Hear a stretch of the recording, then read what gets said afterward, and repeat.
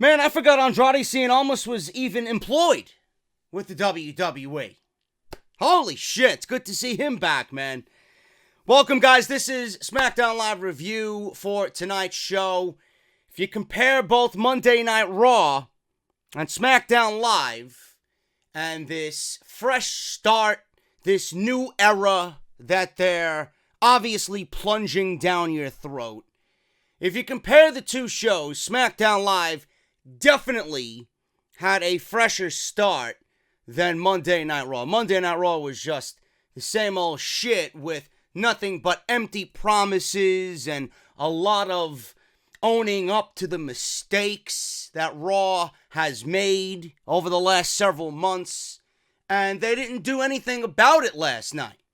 Whereas SmackDown Live, we got this new era starting off, and one of the first announcements that's made is that Mustafa Ali is a permanent member of SmackDown Live. I can't tell you how much I love that announcement. That in itself signals a new era.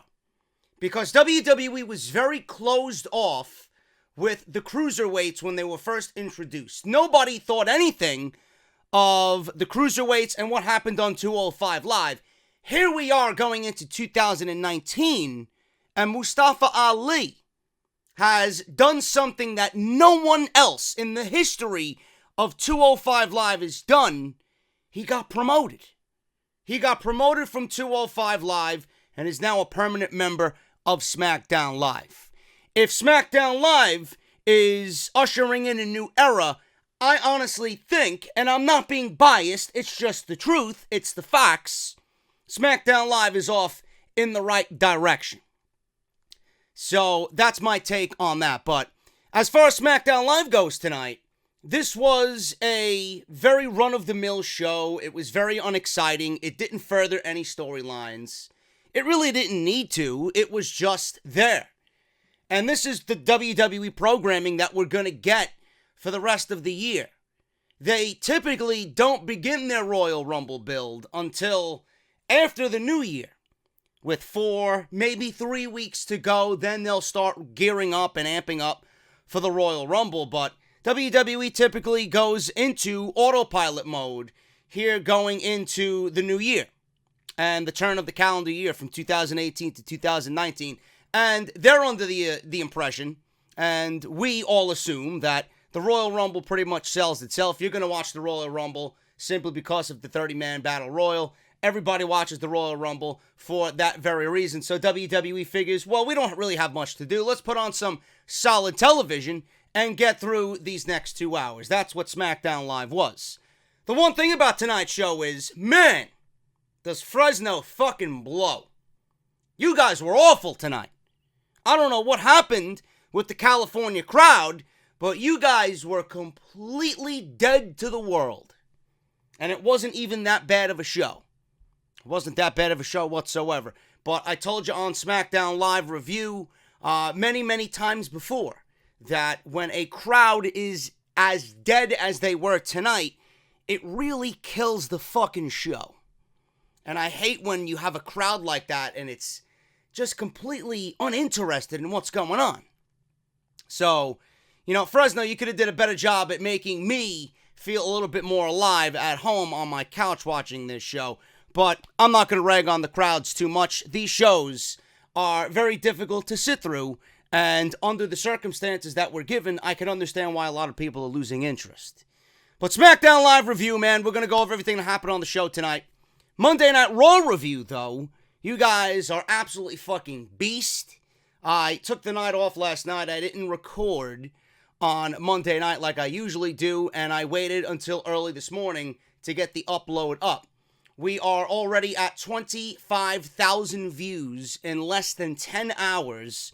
We got over 1,000 comments, and we're nearing 2,000 thumbs up, man. If that's the case, I'm just going to take Monday nights off for the rest of the time I'm here, and we are going to do it on Tuesday, because you guys obviously seem to like it more on Tuesday than you do on Monday, or at least I see better numbers very, very quickly on Tuesday. But that is up. If you guys missed that, please go check it out. Link will be in the annotation that you see in the top right corner of your screen. And if you guys missed my TLC review, man, we are nearing 75,000 views on that. So make sure you guys go and check out the it is over 2 hours of TLC coverage on Sunday night, the last pay-per-view of the WWE calendar year. TLC, that is also linked in the annotation that you see in the top right corner of your screen. Programming note, we got some premieres coming up. I finished Spider-Man. Spider-Man is done. That will be going up sometime this week. NXT, tomorrow night. We got a big night ahead of us tomorrow. Johnny Gargano and Aleister Black inside a steel cage.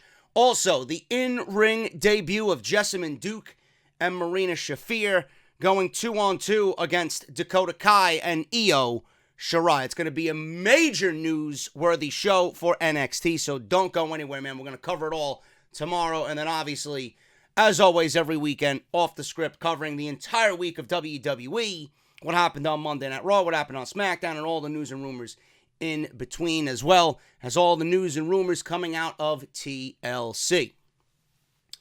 So we're in this new era, man. We're in this new era.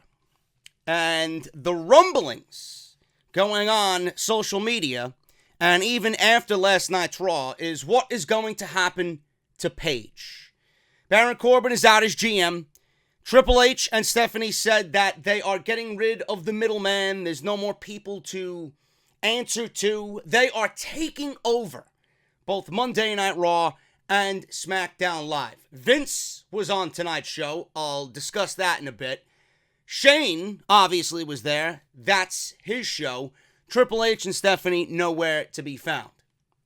So what does this mean for Paige? Paige is no longer the GM of SmackDown Live. She was relieved of her duties. Shane McMahon, on her way out, did say that she's not going anywhere. And it's going to be very interesting to follow up on this story as to see what they do with Paige. Because, quite honestly, Paige was a very good general manager. I didn't mind Paige at all on television. She fit into that role very nicely. I didn't mind seeing her on television on a weekly basis. You didn't see too much of her to a point where you were sick of her. And she obviously enjoyed what she was doing. She just wanted to be there. And you got that sense from watching her on television. Now, like I said, I don't know what they're going to do with her. Maybe they make her a producer for the women. Maybe they make her a trainer down at the PC at Full Sail University. I don't know. But Paige is out. She's relieved of her duties on SmackDown Live. Shane, while doing that, was addressing the entire SmackDown Live locker room. Now, if you were watching SmackDown Live along with me, you would have seen everybody lined up in the back, everybody cheering along and Shane hyping them up. The camera panned slowly all over the roster, and my eyes were glued on Big E. I didn't know what the fuck he was doing. I didn't know what he was eating, but whatever he was eating, he was staring a hole directly in Daniel Bryan, as if he was trolling him or trying to get his attention. Hey man, hey Mr. Vegan, look at me.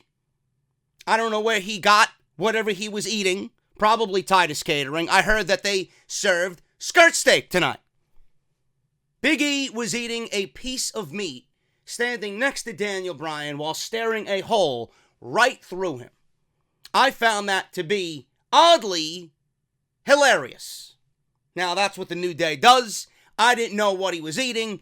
I was discussing it with a few people after the fact. JD, did you see Big E? Yeah, I seen what he was doing and who he was looking at, but I wasn't sure what he was eating. For all I know, it could have been a fucking pancake. You know how they love to color their pancakes? But it was a piece of meat staring at Daniel Bryan, Mr. Vegan. So I found that to be hilarious, man. So Shane McMahon mentions the McMahon family announcement on Monday Night Raw. Empty promises on that show. Shane mentions Monday Night Raw, the SmackDown Live roster boos, right? We went over this on Monday night, and I'm going to go over it again here. Whatever happened on Monday Night Raw was filled with lies, empty promises, and it didn't make any sense. Now, I understand that Vince McMahon is not going to come out to the general public and place the blame on himself.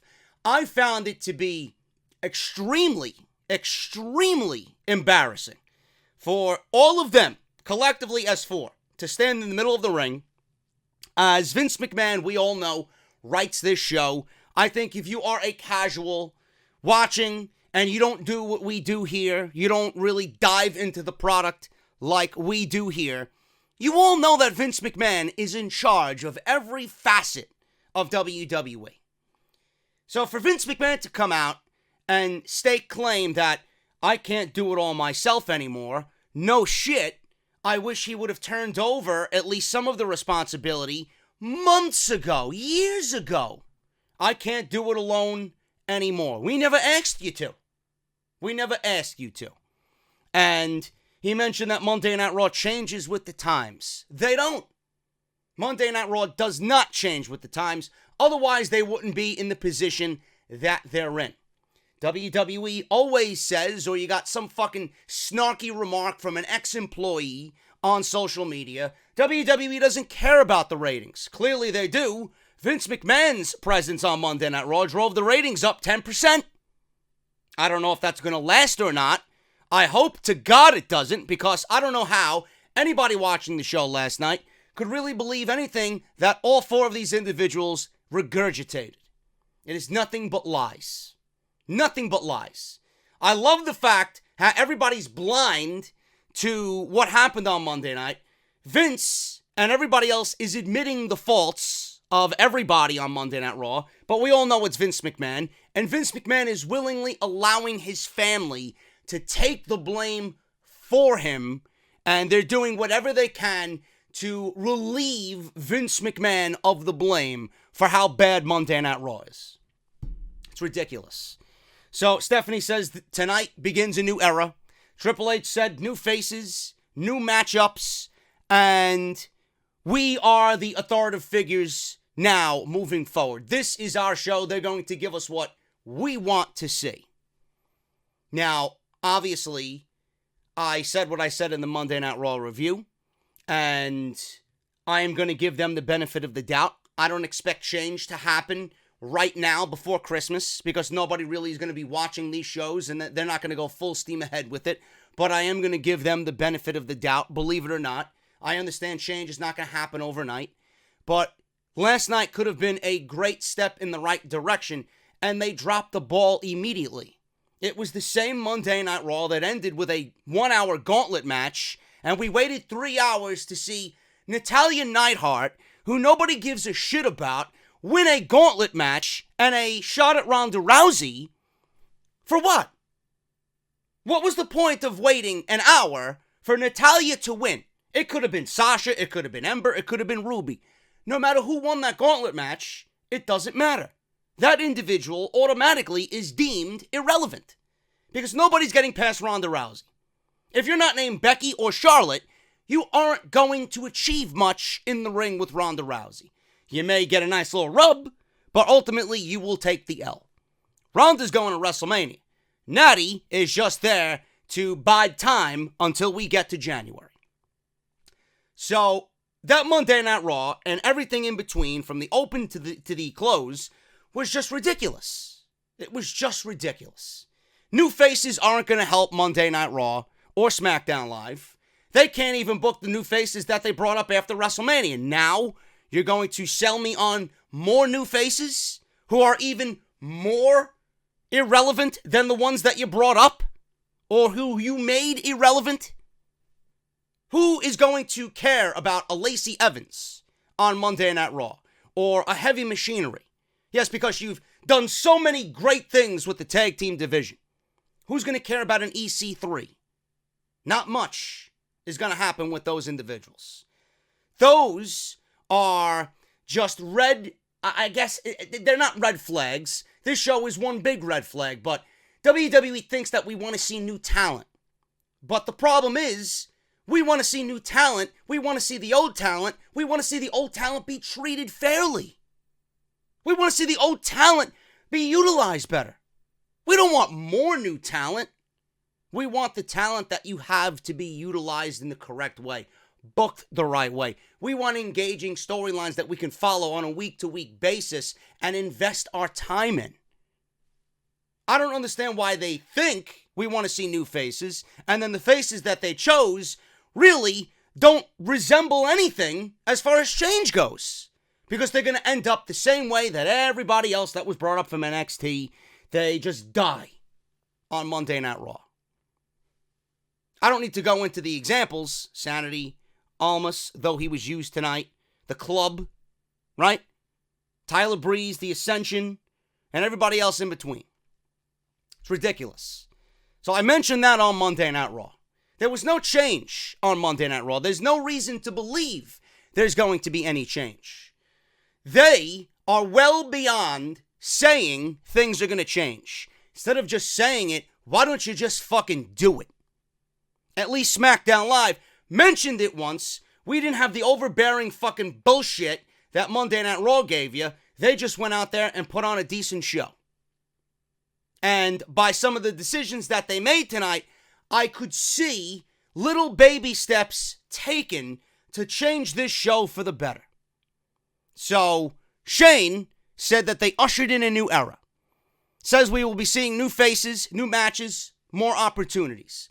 The one thing I care about is more opportunity. I don't care about the new matches or the new faces. I want more opportunities for those who have not been granted an opportunity yet. Shane says they are truly listening. False. They are not. You may be watching and you may be peeking the social media and what people are saying on social media, but you have not done anything as far as they are listening. No. So I don't believe that at all. Blah, blah, blah. The best fan base is the WWE Universe, the best fan base in the world. Shane says it all starts tonight. He needs the superstars to not only reach for the brass ring, but tear it down. Shane gets them all hyped up, and then he ushers off Paige and relieves her of her duties. So we go to the ring. Becky Lynch is the first thing that we see. I'm okay with Becky Lynch starting any show on any roster. She comes out. She don't really care, and I loved her promo, quick to the point and very Becky-like to fit her character. She doesn't really care about who's running the show because the man is in charge. She says she doesn't do backstage meetings. While others are backstage listening to corporate garbage, she's out here with the people because that's where the real business happens. Becky then says all they can do for her is give her the Raw Women's Champion, Ronda Rousey. She goes on about Ronda and says how she cost her the title at TLC and how Ronda wouldn't even fight her. Becky then says she's worked too hard for too long to let some Roddy Piper cosplayer take it all away from her. Out comes Charlotte Flair. Flair dressed in all black. She honestly looked disgusting tonight. She didn't look at all what I expected her to look. Some people that I know liked what Charlotte looked like. She was dressed in all black, all business, no bullshit. I thought she looked ridiculous tonight. She looked completely disheveled tonight. So Charlotte's out there, tells Becky to get behind her because Rousey cost her the shot at TLC. Becky calls Flair a cosplayer because of what happened at the Survivor Series. You talk about cosplayers, here's another one. And she points to Charlotte Flair, saying that Charlotte was imitating and mimicking Becky Lynch at the Survivor Series with the beatdown on Ronda Rousey. Flair says the days of Becky looking up to her are then, now, and forever. Flair says she would have become an 8-time women's champion if it wasn't for Rousey at TLC.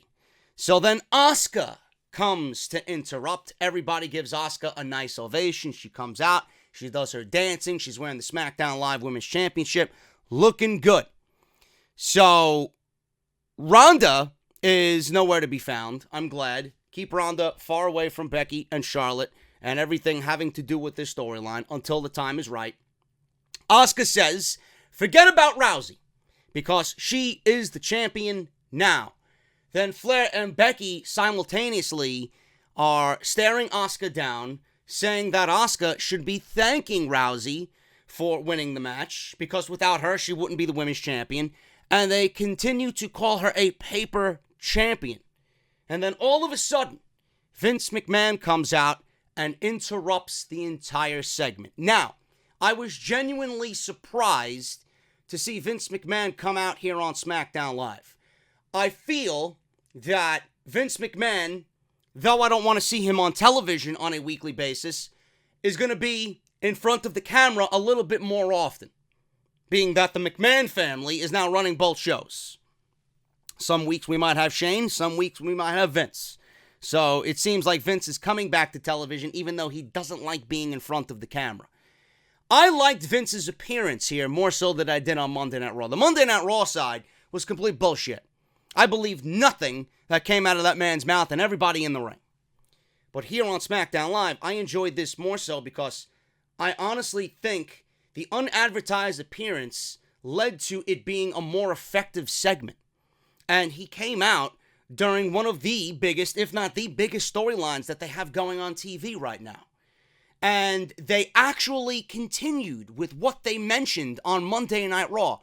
If you remember on Monday Night Raw, Shane McMahon mentioned that the rematch clauses are antiquated and they're going away. There's not going to be any more rematch clauses for anybody in WWE. I love this. I couldn't wait for it to go away. I do commentary for House of Glory. We don't have rematch clauses. That was one of the first things that I was told when I started cutting corners. There's no rematch clauses. House of Glory management, the Amazing Red, and Anthony Gangone, and Bryan XL, everybody who's in charge of creative, they don't believe in giving anyone a rematch clause. You lose, you have to get to the back of the line and work your way back up. I love that. And that in itself is going to lead to better storylines and fresher matchups. And Vince said, "What's all this bickering out here? You were in a TLC match.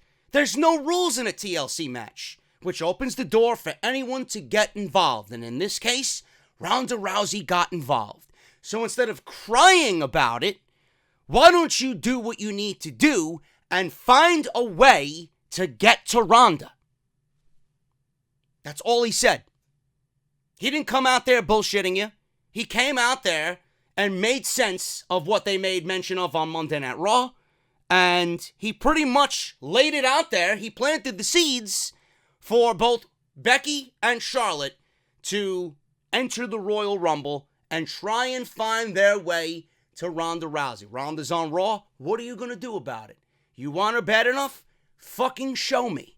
Enter the Royal Rumble and try and get to Ronda at WrestleMania. That's pretty much what he said without actually saying it. I thought this was an effective segment. Now, Asuka's in the ring, and he congratulated Asuka winning the SmackDown Live Women's Championship. And he asked, is anyone ready for Asuka? So out comes Naomi. Out comes Naomi. She does her little dance. She slides on the floor. She looks at Vince McMahon. She states to Vince McMahon that she wants an opportunity because it's been a long time coming for Naomi to get any type of opportunity at the Women's Championship. Asuka is the type of woman that's not going to turn down any challenge. And Vince McMahon said, you know what? I'm going to give it to Naomi. So he books the match right then and there to happen immediately to open the show. Naomi and Asuka for the SmackDown Live Women's Championship. I love Vince McMahon's inclusion with Charlotte and Becky and what he stated to them. I did not like the announcement of Naomi getting a match out of the blue for absolutely no reason. And I am of the old school. What has Naomi done to warrant a championship match? Are we giving shit out for free now with absolutely no work or effort to go into it? People were making excuses when I mentioned this on social media. Well, she was owed something for winning the Battle Royal at WrestleMania. Bullshit.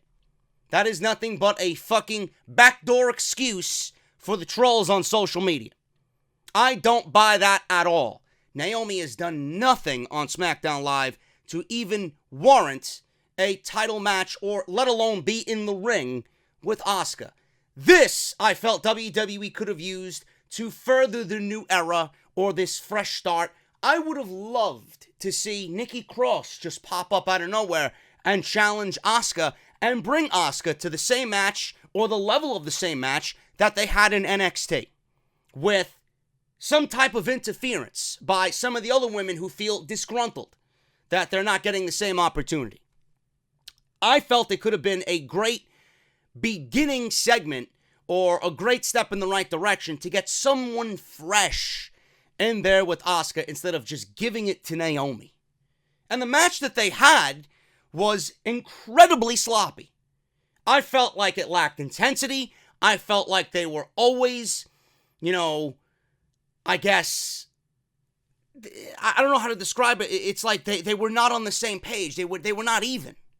One was here and the other was here. Then you got one here and the other here. They were never even at all throughout the entire match.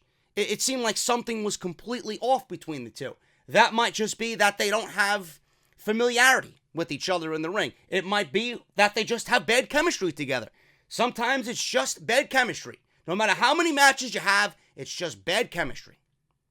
I don't know what it was, but the match lacked intensity, and the match was incredibly sloppy on SmackDown Live.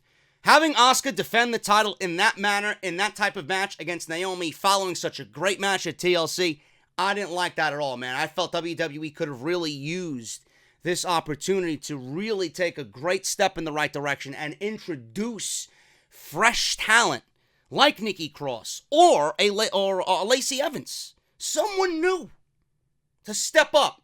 You're here? Shane just mentioned grabbing brass rings.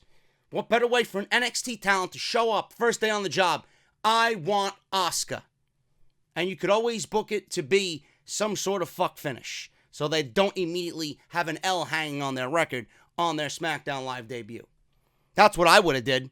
Asuka and Naomi. This one goes to Asuka clearly. Asuka lock, Naomi tapped. Really, really, really sloppy match for both women here on SmackDown Live, and not the best look for Asuka in her first title defense. But Vince McMahon's appearance here on SmackDown Live was a lot more effective than it was on Monday Night Raw because of the unadvertised appearance. He came out genuinely. People were like, oh shit, what is he going to say to Becky and Charlotte? And they followed up with something that they said on Monday Night Raw that flows between the shows. That I can appreciate. The antiquated rematch clauses are gone. Vince reiterates that here because Becky and Charlotte wanted the title back. Vince says, enough of the fucking crying and the bitching. You have to find your own way to Ronda. What are you going to do about it? Pretty much planting the seeds for the Royal Rumble. Miz, speaking of Vince McMahon, backstage segment with the Miz. He's knocking on Vince McMahon's door. Vince comes out and asks what he can do for the Miz. Miz then says, if Shane is around, I want to see him. Vince says, Shane can't come out to play tonight.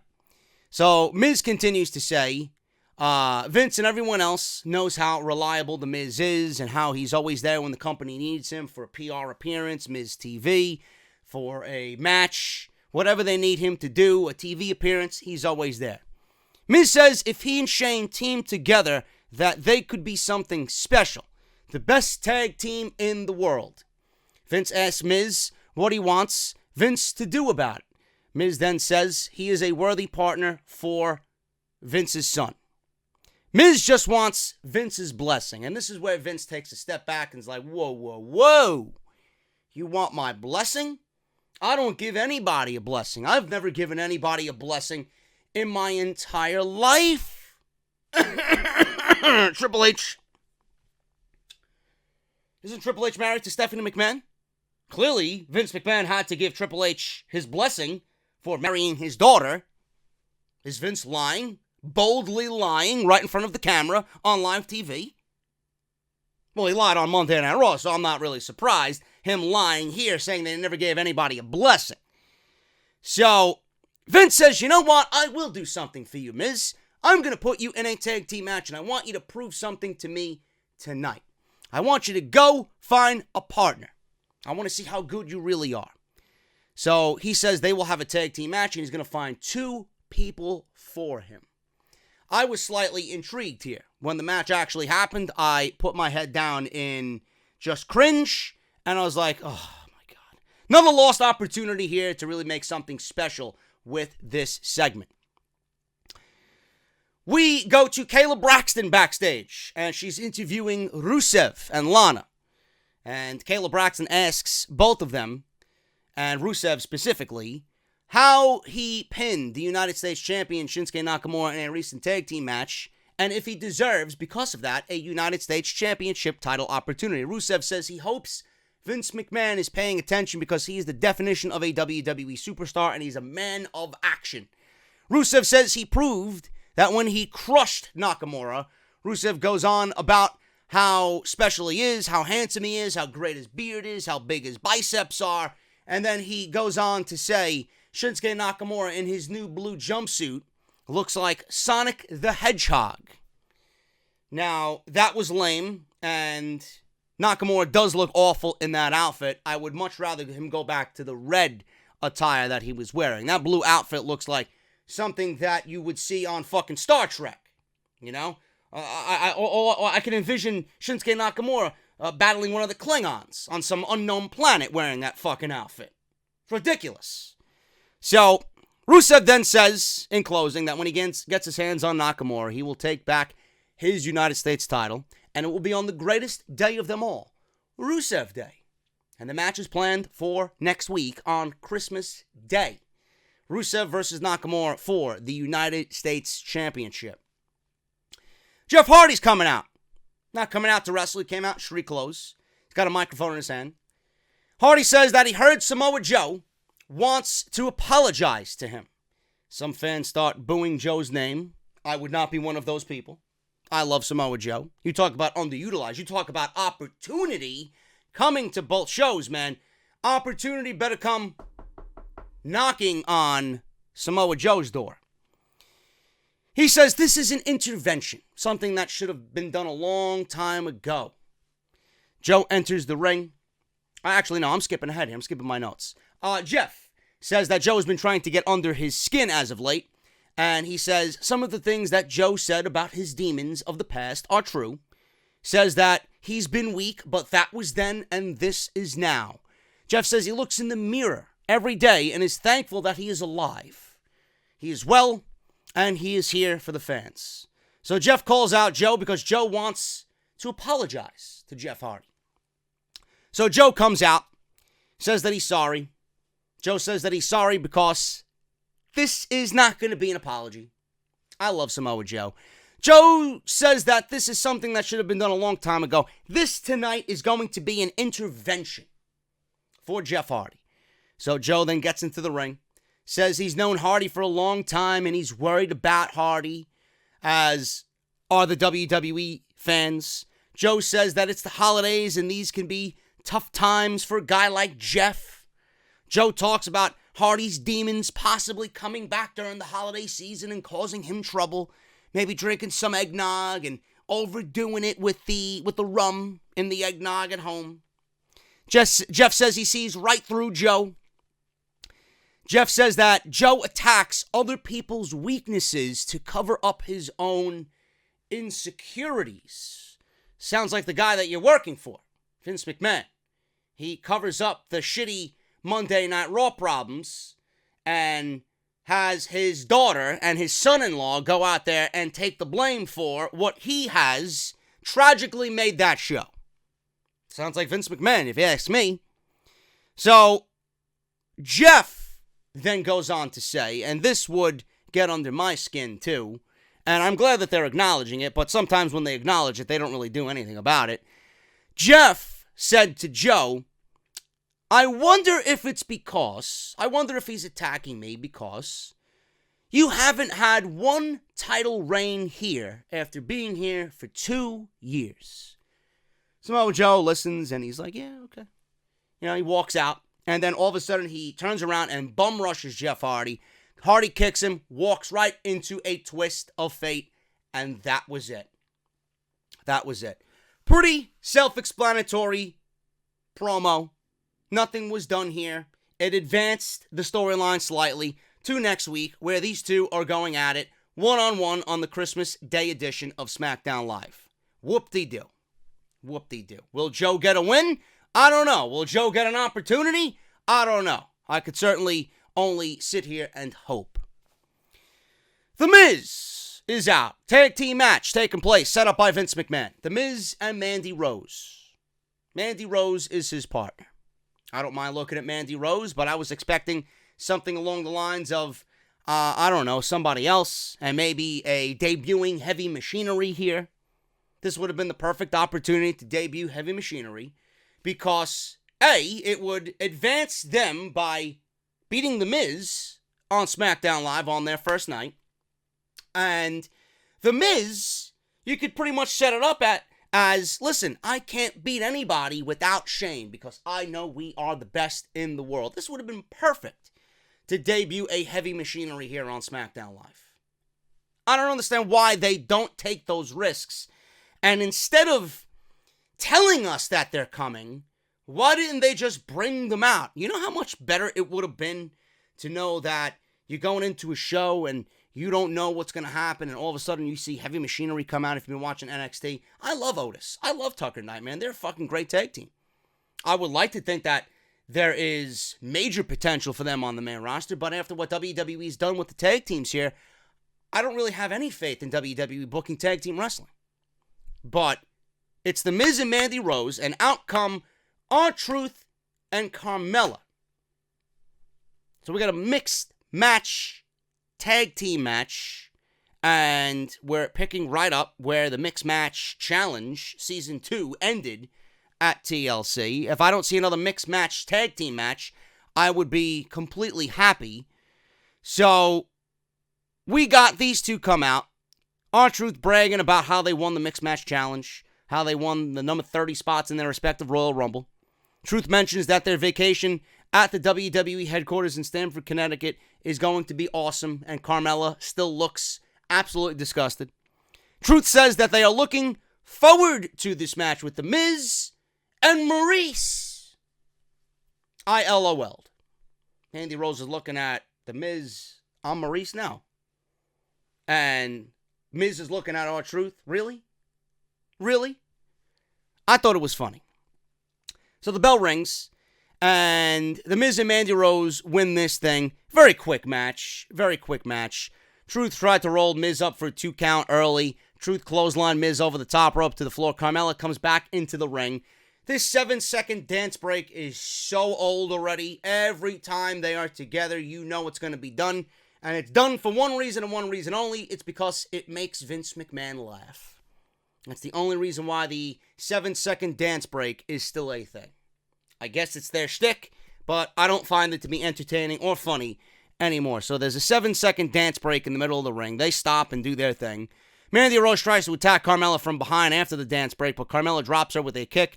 Miz runs in. Because of this slight distraction, skull-crushing finale on R-Truth from behind. Miz covers for the win, and The Miz and Mandy Rose win tonight on SmackDown Live. After that, I don't know where they go. The Miz and Mandy Rose win here, and that was pretty much it.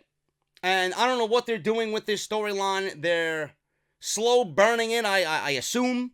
I have no interest in seeing The Miz, and people ask me why I've fallen out of good graces with The Miz. Why don't I like The Miz as much as I used to? The Miz was doing great things earlier this year. You guys remember the match what was it, a Backlash? That was the one good match on that show that he had with Seth Rollins.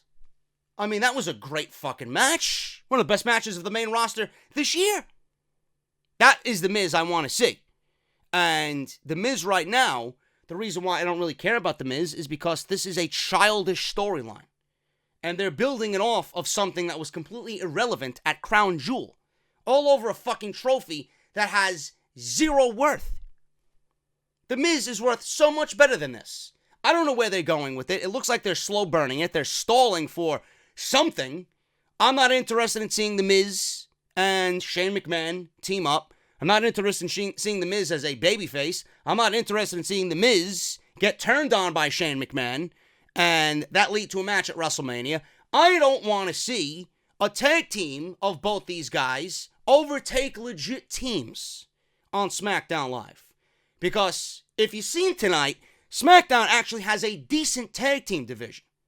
We don't need that division being led by The Miz and Shane McMahon. So The Miz right now is in a storyline that is generating no interest and doing no good for his character. Oh, but JD, he's on television.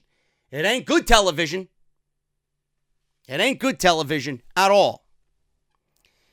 Usos are in the ring.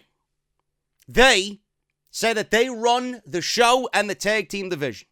They talk about not getting pinned at TLC in the triple threat, and they want Sheamus and Cesaro out here to confront them on SmackDown Live. We don't get the Bar, but we get the Club. Gallows and Anderson come out, and this is the first time we've seen them since SummerSlam. That is unbelievable. The first time since SummerSlam since we've seen the Club. They come out, and they're speaking to the Usos in the ring. Anderson talks about how it's been nothing but the Usos, the New Day, and the Bar every single week. So, again, indirectly, WWE is telling you how they're fucking up something on the show. At least in this instance, they tried to give you something different. They at least put some effort into giving us something besides the New Day and the Bar with the Usos. But you know for a fact that Carl Anderson didn't go out there and just say that on his own. I'm sure he would have if he was not given a script before the show to memorize. But that was WWE Creative, or Vince, putting that in there. Again, once again, indirectly telling you how they have fucked something up on this show in particular. And I can't blame them for putting that in there because it's true. It's the Usos, it's the New Day, it's the Bar. Every single fucking week. It gets old. There needs to be an injection of new blood in the tag team division. And I will say something in a second. So he gives them props, does Anderson, for having good matches. But they had a rap battle last week. A rap battle. That was awful. He says the Good Brothers haven't been on SmackDown since August. Gallows says that's 4 months since one of the best tag teams of the past decade have been on the sidelines. No more. It's time that they clean house. Gallows says it's time to get paid, and they head to the ring to stop the Usos. So the Usos then stop the Club before they get into the ring. And the Usos ask, why are you taking out on us? Why are you taking all your frustrations out on us? It's not us that ruined you guys here. It's not us that, are to blame for you falling through the cracks. It is kill or be killed here on SmackDown Live. If you don't take the opportunity is going to pass you up, Or they said, you either get stepped on or you step on others here. You're not going to get anywhere if you're just going to allow everybody to step all over you. The Usos go on, and that's not really the case. It's just WWE signed these guys for no reason, and they wanted to keep them away from all other promotions. That's the only reason why they signed them when they did. They had no plans, and they had absolutely zero interest in doing anything with these guys, and there was opportunity after opportunity after opportunity to push these guys as something valuable, and they just didn't do it. And they're on the same brand as AJ Styles. And I don't understand how you haven't done anything with that aspect in itself on this show. So, the Usos go on as Gallows and Anderson continue to walk to the ring. They want to welcome them to the Uso Penitentiary. So we got a match. A random match happening with the Usos and the Club. It's all good. It's all fine. I appreciate it. I appreciate the difference in tag team matches here on this show. It's a new match, the Usos versus Gallows and Anderson. Something that we don't see all that often. But WWE, once again, dropping the ball, could have done something a little bit different here. Now, Sanity could have come out and challenged the Usos because they have somewhat of a little history. They've crossed paths once or twice here on this show. I would have loved for Gallows and Anderson to come on out after the fact and just be those rebel guys who come on in and lay waste to the Usos and say what they said in the beginning of this promo. We got exactly that, but reversed. It was Sanity who came in and interfered and attacked the Usos and Gallows and Anderson in this match, staking claim that, listen, you guys forgot about us two. Don't forget about us three either. And I'm assuming that Nikki Cross is going to end up on SmackDown Live and join Sanity. It just makes sense. Not having her join Sanity really doesn't make any sense. So, with Nikki Cross there, it might present them with a new opportunity and present them with more TV time. But I like what they did here. Now, it's all in the follow-up. I'm not going to get excited about this, and I'm not going to sing WWE's praises. They gave you the Usos. They gave you Gallows and Anderson. They gave you Sanity on SmackDown Live. Fine. Then the Bar picked the bones after the match, and they beat up the Usos. Fine. But we got Sanity, the Club, and the Usos embroiled in a brawl or a beatdown at the end of this match. That's good. But I'm not going to sit here and get excited about it because there's no reason for me to get excited about it. This is WWE after all, and we all know how WWE doesn't like tag team wrestling on the main roster. It's all in the follow-up. If you continue to give me competitive matches, then I will grow on this eventually. I don't want to see random matches like this happen, but I guess the randomness of this match led to the beatdown by Sanity. I would like less of the random matches and more of a reason for these two teams to fight.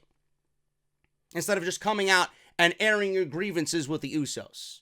You got to put those words into actions. You just can't come out there and have it lead to a match and blow it off right then and there.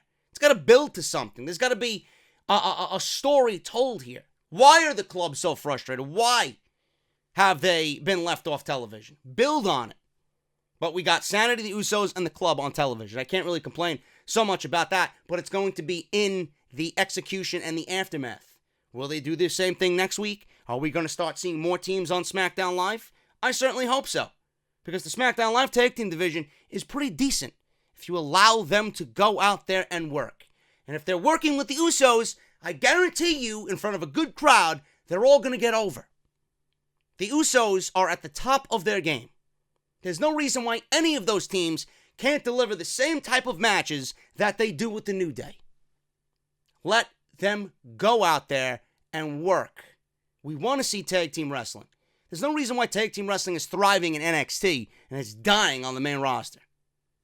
Monday Night Raw is another story. Forget about that. That tag team division is completely shot dead. Dead in the water. So we get Killian Dane, Eric Young, and Alexander Wolf coming out. They interfere. Sanity continues to attack. Dane takes out Jay on the floor with that huge cross-body block that he does. Running cross-body block. The Bar is watching this beatdown happen. Sanity then delivers a finishing move to, I believe, Gallows and Anderson, and then they leave the ring, and they walk by Sheamus and Cesaro. Eric Young's yelling at both Sheamus and Cesaro, we beat you to it. We beat you to it. So then the Bar comes in and picks the bones. They take the beatdown for themselves, and they raise the titles, and that was it. And Sanity's watching on the stage. I like it. I like it. Now it's in the follow-up.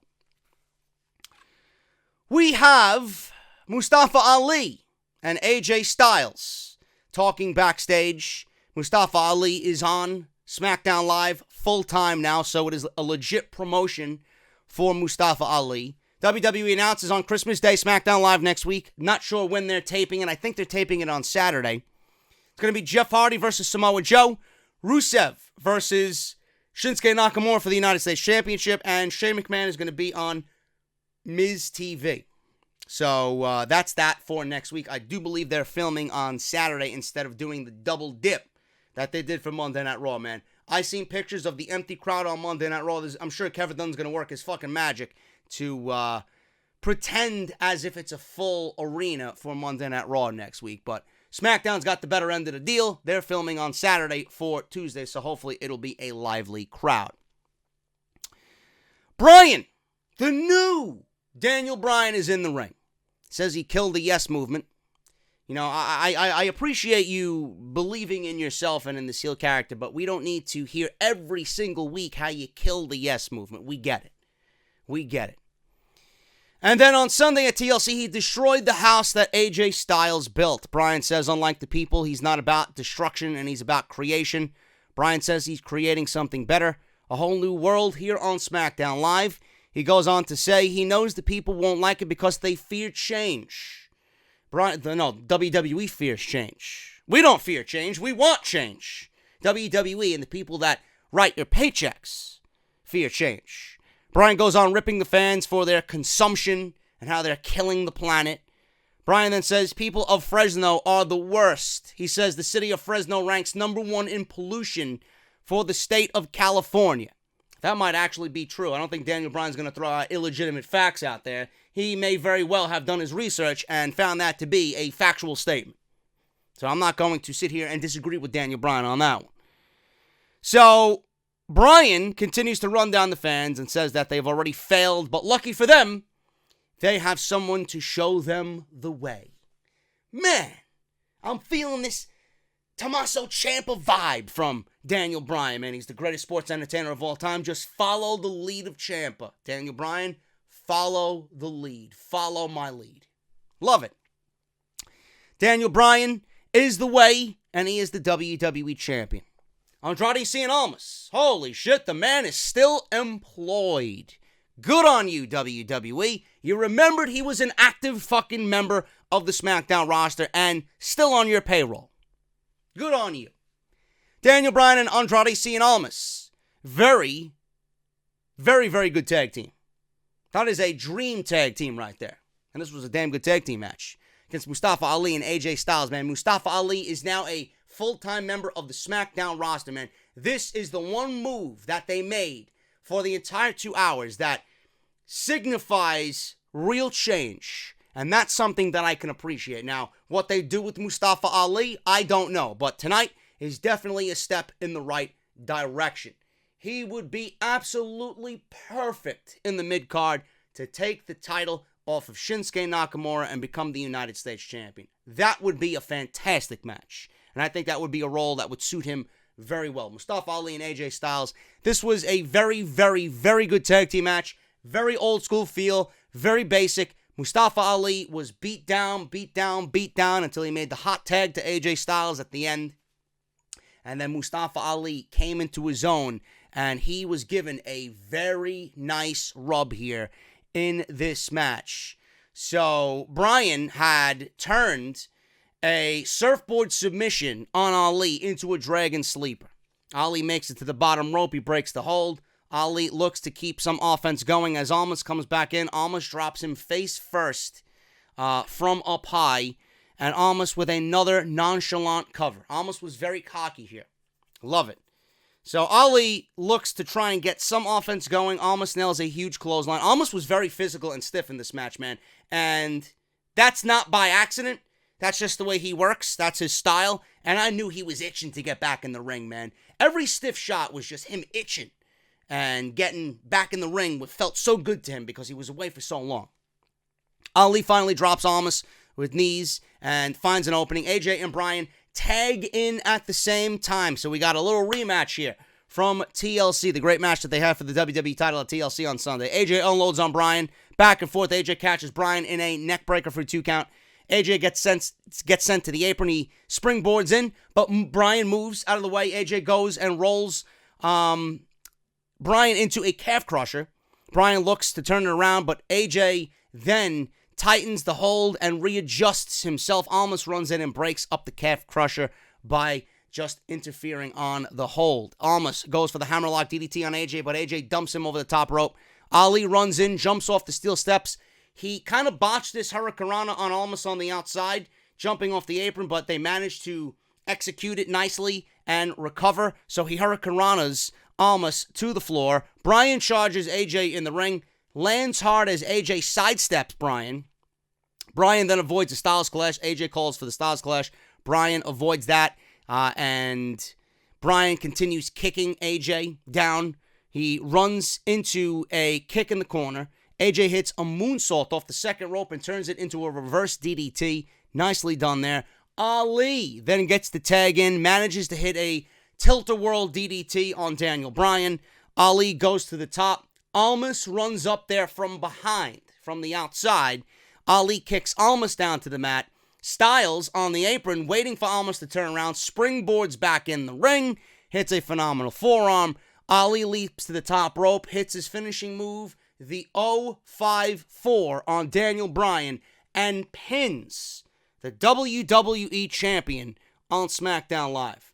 The 054 that hit Daniel Bryan, it connected, but it was a botched move. Usually it's a splash off the second rope, but Ali came down. Instead of his body connecting with Bryan's body on the way down, it was Ali's knee that connected with Bryan's face on the way down. You heard that sickening thud of his knee hitting the face, and you visibly heard Ali mouth something to Daniel Bryan. I'm assuming it was an apology to Daniel Bryan, but the pin was made, the count was made, and Ali pins the WWE Champion on SmackDown Live. After the match, AJ celebrates with Ali as SmackDown goes off the air. That is a beautiful thing to see. If there's one thing you take away from this show, yes, it was standard. Yes, it was a very ordinary edition of SmackDown Live. But if you want to compare the new era and how both shows got off to the new era start, and Monday Night Raw with what they did on Monday, not really living up to anything that they promised, SmackDown Live has Mustafa Ali. Not only is he a member of the SmackDown Live roster, but he fucking pinned Daniel Bryan on SmackDown Live in the main event. The WWE Champion, Daniel Bryan. That signifies real change, and that's something that I can get behind, man.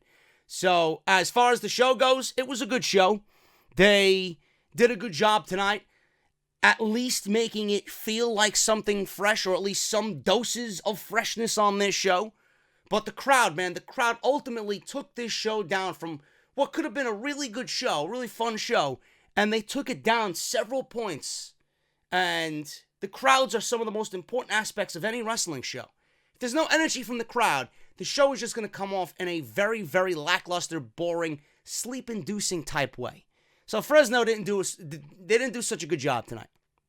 But SmackDown Live, Mustafa Ali, man, I'm happy to see him thriving on SmackDown Live. And again, just like the tag team stuff, it's all in the follow-up. Is this going to be something that we're going to see more so of on SmackDown Live, or is this just WWE's flavor of the last couple of weeks? I hope not.